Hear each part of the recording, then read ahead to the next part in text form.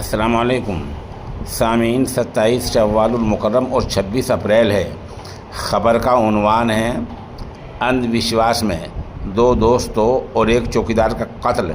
मामला राजस्थान का है। ख़बर तफसील सुनिए। राजस्थान के भीलवाड़ा के हादसे ने पूरे देश को हिलाकर रख दिया है, जहां तीन लोगों को बेरहमी से कत्ल कर दिया गया है। मामले में पुलिस ने दीपक नायर को गिरफ्तार किया है। दीपक ने एक ही दिन में अपने दो दोस्तों और मंदिर के चौकीदार को बेरहमी से कत्ल करके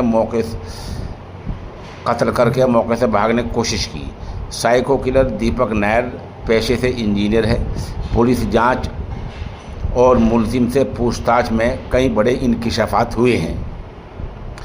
पुलिस जांच में सामने आया कि अंधविश्वास में दीपक ने दोस्तों और चौकीदार को मौत के घाट उतारा था। दीपक को शक था कि संदीप और सोनू ने उस पर काला जादू किया है। साथ ही उसने अय्यप्पा मंदिर के पुजारी पर टोना टोटका करने का इल्ज़ाम लगाया था।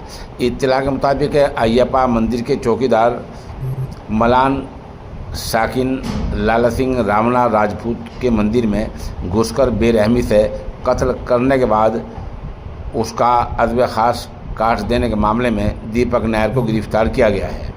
जब पुलिस उसे उसके घर लेकर गई तो वहां से उसके दो दोस्तों की भी लाशें बरामद हुई।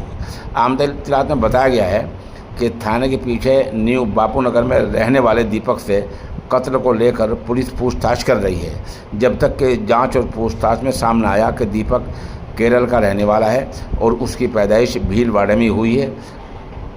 उसके वालिदैन का इंतकाल हो चुका है। मुलजिम दीपक ने IIT की थी। मौजूदा हालात में वो देश के नामी मोबाइल कंपनी में पेशे से इंजीनियर है। कंपनी ने उसको चित्तौड़गढ़ ज़िले के नीम बहड़े इलाके की जिम्मेदारी दे रखी है। उसकी माहाना तनख्वाह भी 70 से 80 हज़ार रुपये के दरमियान है। वालिदैन के इंतकाल के बाद दीपक अकेले ही न्यू बापूनगर में वाक़ई मकान में रहता था। मुलजिम से जब चौकीदार के कत्ल के बारे में पूछताछ की गई तो उसने पुलिस को बताया कि उसे नहीं पता कि वह कैसे अय्यप्पा मंदिर पहुंच गया। वहीं पुलिस ने दीपक से जब दोनों दोस्तों के मारने की वजह पूछी तो मुलजिम ने कहा इन लोगों ने उसके घर पर जादू टोना करा दिया था, इसलिए दोनों को मार दिया।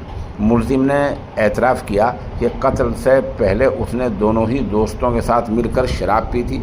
इसके बाद वारदात को अंजाम दिया। हालांकि पुलिस का मानना है कि मुलजिम पुलिस को इस तरह की बातें बताकर गुमराह करने की कोशिश भी कर सकता है। पुलिस को दीपक के घर में मिली 2 लाशों के पास टूटी हुई एक लकड़ी मिली है। ऐसे में इम्कान जताया जा रहा है कि मुलजिम ने डंडों से दोनों के सिर पर हमले किए थे।